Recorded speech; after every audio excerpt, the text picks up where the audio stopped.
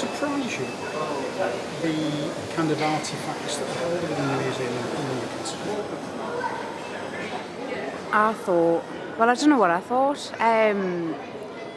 The thing that's quite surprising to me is how it's hard to locate which museums have got what. I think that should be known from the outside. I don't think you should have to come into a museum and then go down and get in touch with someone to find out exactly what is in a museum's collection. I think by now, in this day and age, records should be up there and kept so that you don't have to contact the museum to find out what is available and what they have, whether it's ancestral remains or artefacts or sacred artefacts. So, obviously, Bob is keen on starting a process that will repatriate those goods. Would you support that? Do you think it's wrong that we should be keeping those artefacts here? Or? I think it depends on what the artefacts are. I think in the Aboriginal culture, the body needs to go back into the land. It's still a living, breathing culture. It hasn't died out. There's still people that practice what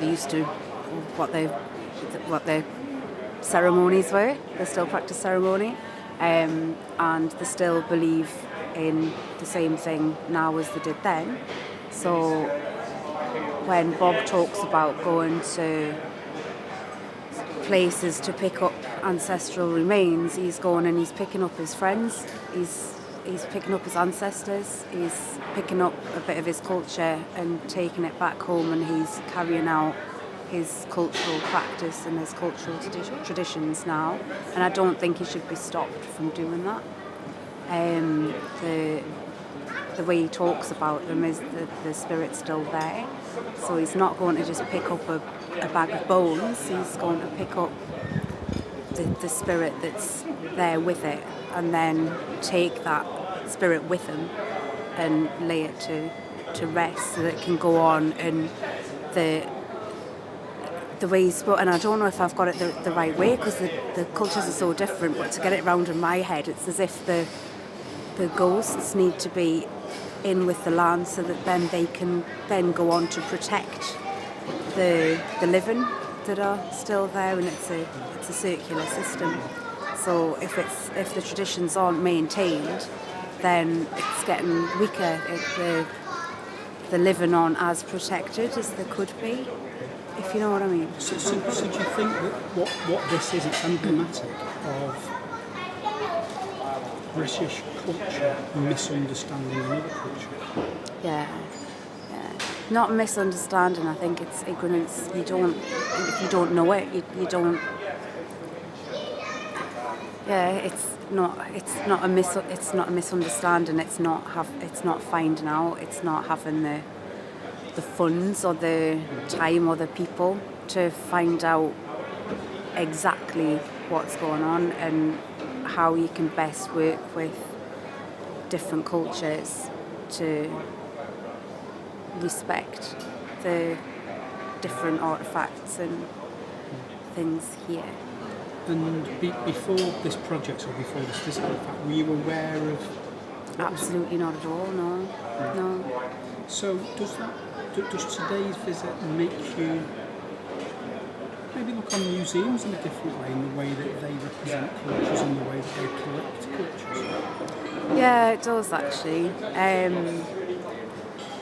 But I think I can see the plus from the plus side of the museum as well as the dark side, if you like. So the dark side is that going and taking, just stealing different bits of different cultures with no regard to what's going on in this day and age to the culture and their spiritual beliefs. I think it's important for people now to know about different cultures so that they can learn and respect them. And I think a museum it can be used as a good way to make that link for schools to come and visit and find out about different cultures and that sort of thing. So it's got its good side and its bad side, and it's finding that balance. I think funding's a major issue. I think it would be a brilliant idea to get people from the cultures themselves, so get Aboriginals over here. They're the ones repatriating the bones. It's their culture, it's them who care about it. Getting them to kind of say, this is how we can work with you. We can tell you so much about the artefacts that you've got, and we'll take the rest and write up what we're doing with them, the things that they can share with us, because a lot of the cultural practices and ceremonies, it's not right for them to share it, and it's not just with other cultures, but it's not right for women to know too much about men's business, and it's if you're not in a you have to earn the information, if you know what I mean. So if you're not part of that culture, then there's no way for you to learn it. Or if you're not in the right circumstance, so I'm a woman now, I can't play the didgeridoo or learn about man's business. If you're going to represent a culture, it would be better to do it with that particular culture rather than without them, doing it for them. A culture's got the best information and knowledge and can treat itself with its own respect to be able to put things together and to share what they want to share about their culture. So when we visited Woodhall, do you think that was the good representation of that culture? Yeah, I think it was. The Woodhall Museum, they've worked with miners. The miners have put together what they wanted. You know, they've helped from the very beginning, and miners started it all off, didn't they?